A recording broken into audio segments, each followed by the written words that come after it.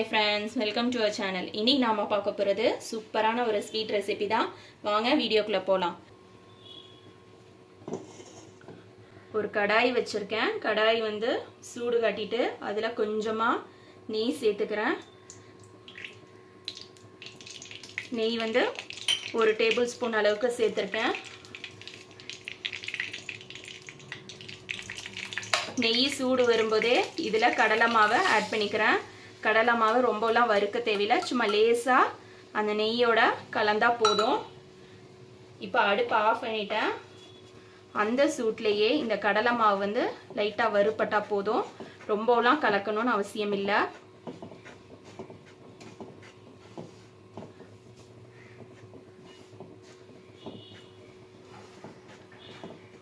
இந்த மாதிரி கலந்துட்டு இதை ஒரு சைடு எடுத்து வச்சுக்கலாம். வேற ஒரு கடாய் எடுத்திருக்கேன், அடிகனமான கடாய் எடுத்திருக்கேன். இதுல சர்க்கரை சேர்த்துக்கலாம். அளவுகள் எல்லாமே நான் வந்து டிஸ்கிரிப்ஷன் பாக்ஸ்ல கொடுக்குறேன், செக் பண்ணிக்கோங்க. இதுல தண்ணி சேர்த்துக்கலாம்.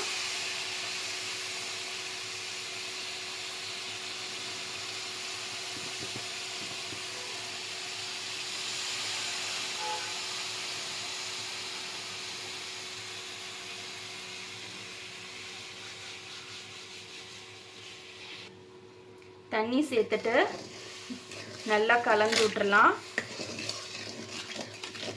அடுப்பு வந்து மீடியம் ஃப்ளேமில் வச்சுருங்க, ஹை ஃப்ளேமில் வைக்க வேணாம்.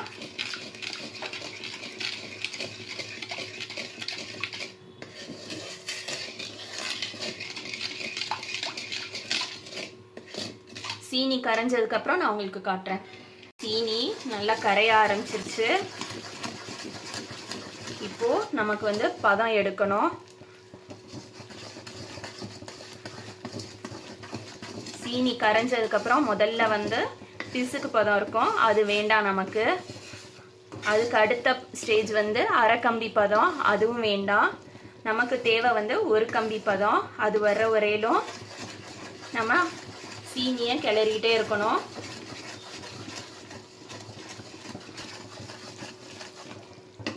நமக்கு ஒரு கம்பி பதம் வரணும். ஒரு கம்பி பதம் வர்ற வரையிலும் நம்ம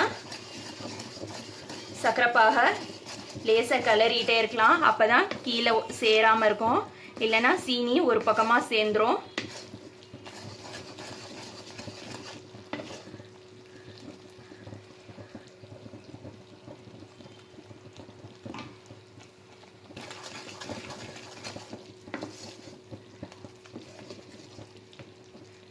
பாகு ரெடி ஆயிடுச்சான்னு பார்க்கலாம். 2 விரலுக்கு இடையில இப்படி எடுத்தோம்னா இந்த மாதிரி வரணும். இது வந்து அரை கம்பி பதம். இப்போ பார்த்தீங்கன்னா தெரியும், அந்த அளவுக்கு இன்னும் பதம் வரல.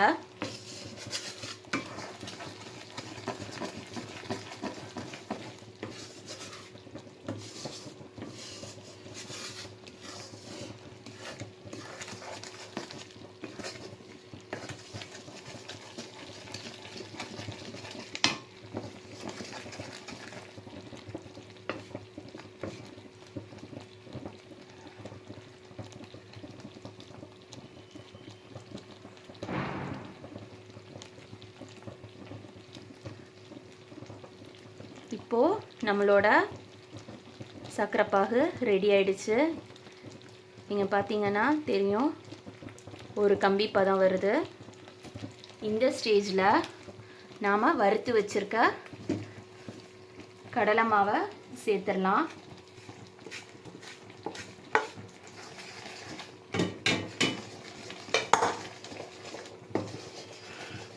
அடுப்பை இந்த ஸ்டேஜில் ஸ்லோ பண்ணிக்கணும்.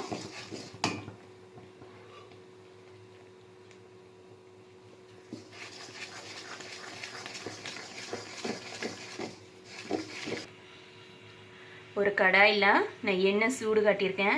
எண்ணெயும் நெய்யும் கலந்து வச்சுருக்கேன். இப்போது இதை வந்து கொஞ்சம் கொஞ்சமாக நம்ம எடுத்து வச்சுருக்க அந்த கடலை மாவு கரைசலில் ஆட் பண்ணலாம்.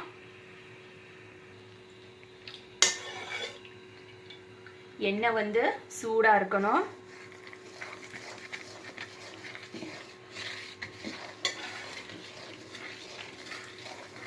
ஆரம்பத்தில் நம்ம ஊற்றுற எண்ணெய் எல்லாத்தையும் கடலை மாவு உள்ளே இழுத்துக்கும்.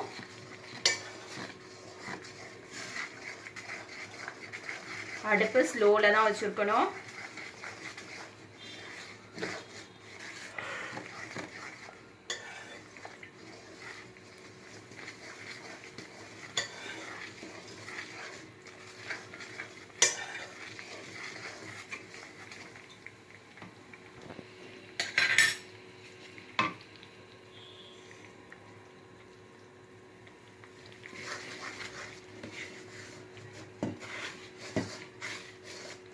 எப்போதுமே இந்த மாதிரி ஸ்வீட் செய்கிறதுக்கு அகலமான கடாய் எடுத்துக்கோங்க. நான்ஸ்டிக் கடாயாக இருக்கணும், இல்லைன்னா இந்த மாதிரி இரும்பு கடாய், இண்டாலிய கடாய் அது மாதிரி எடுத்துக்கோங்க.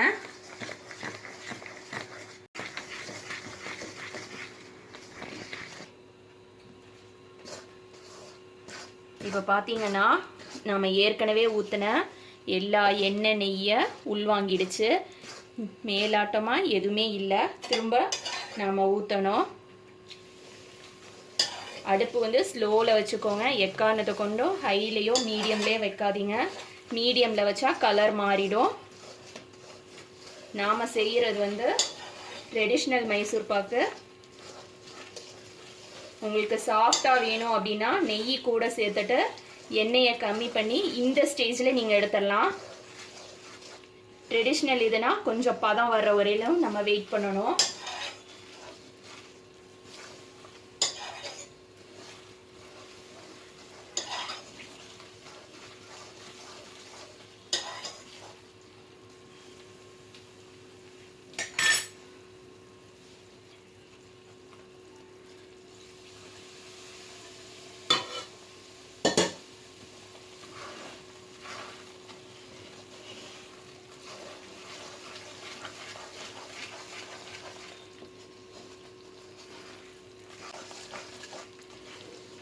இந்த மாதிரி ஒரு ட்ரே எடுத்துக்கோங்க. ட்ரேயில் கொஞ்சமாக எண்ணெய் இல்லைன்னா நெய் ஏதாவது ஒன்று சேர்த்துட்டு நல்லா ஃபுல்லாக எல்லா பக்கமும் ஸ்ப்ரெட் பண்ணிக்கோங்க. நம்மளோட மைசூர் பாக்கை இது மாதிரி உள்ளதான் ஊற்றணும். சப்போஸ் உங்ககிட்ட இது மாதிரி இல்லை அப்படின்னா பிளேட்டில் கூட ஊற்றிக்கலாம்.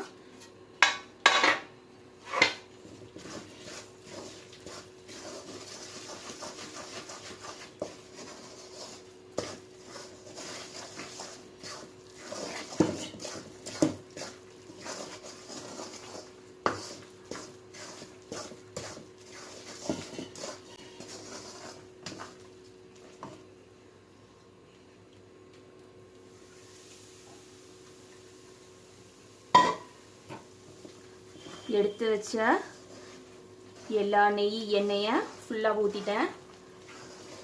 இப்போ இதில் நல்லா கலரணும்.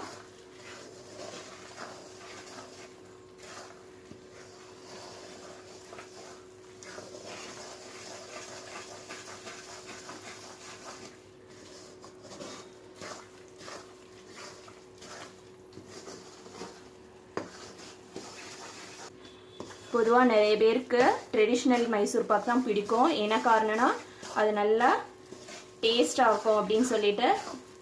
இப்போ வர மைசூர் பாக் வந்து சாஃப்டாக இருக்குது அப்படிங்கிறதுனால அது அந்த அளவுக்கு நிறைய பேருக்கு பிடிக்கிறதில்ல. இந்த மாதிரி நீங்கள் வீட்டில் செஞ்சு பார்த்தீங்கன்னா சூப்பராக வரும். இப்போது நம்மளோட மைசூர் பாக் ரெடி ஆயிடுச்சு. அப்படிங்கிறதுக்கு நாம் ஊற்றின எண்ணெய் வெளியே வருது பாருங்கள். கடாயில் ஒட்டாமல் வருது. இதுதான் பதம்.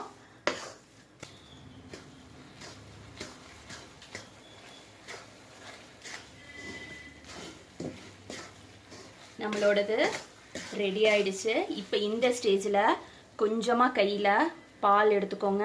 நிறைய இல்லை, கொஞ்சமாக. இதில் சூடாக தெளித்தோம்னா அங்கங்கே ஓட்டை வரும். அதுதான் அந்த மைசூர் பாக்கில், ட்ரெடிஷ்னலாக உள்ள மைசூர் பாக்கில் இருக்கிறது. இப்போ இதை நம்ம ஒரு ட்ரேயில் மாற்றிக்கலாம். இப்போது நம்மளோடத ஒரு பிளேட்டில் மாற்றிக்கலாம்.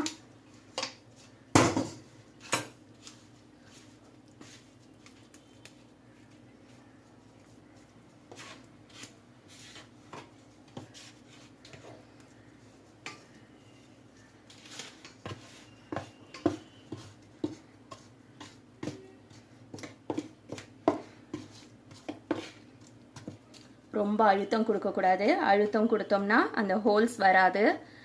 லேசாக தான் நம்ம தட்டி கொடுக்கணும்.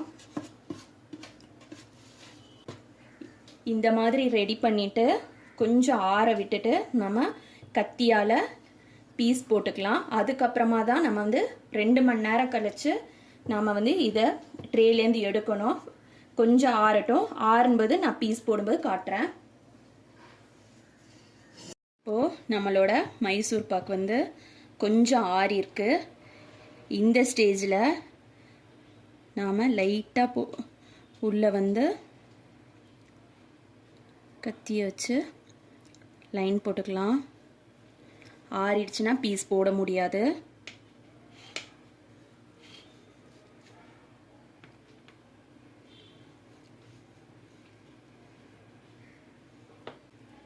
இப்போது இதை வந்து 2 மணி நேரம் ஆற விட்டுறணும் நல்லா. என்ன காரணம் அப்படின்னா கீழ் போர்ஷனில் இந்த இடத்துல அடியில் கரெக்டாக அந்த நடு போர்ஷனில் வந்து பயங்கர சூடாக இருக்கும். ஆறணும். ஆறாமல் நம்ம எடுத்தோன்னா உதிர்ந்து போயிடும், ஒழுங்காக இருக்காது. 2 மணி நேரம் கழித்து நான் உங்களுக்கு காட்டுறேன்.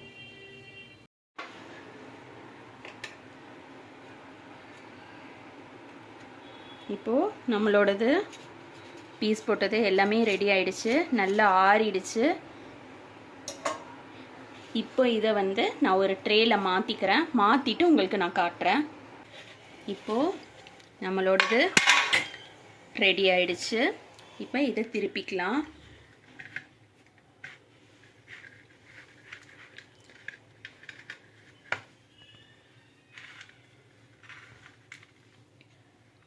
இந்த அளவுக்கு வந்திருக்கு பாருங்க நம்மளோட மைசூர் பாக்கு.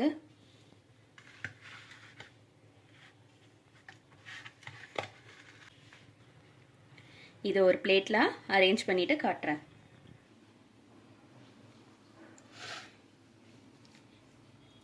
இப்போ நம்மளோட மைசூர் பாக்கு ரெடி ஆயிடுச்சு. இதே மாதிரி நீங்களும் உங்க வீட்டில் செஞ்சு பாருங்க. தேங்க்ஸ் ஃபார் வாட்சிங்.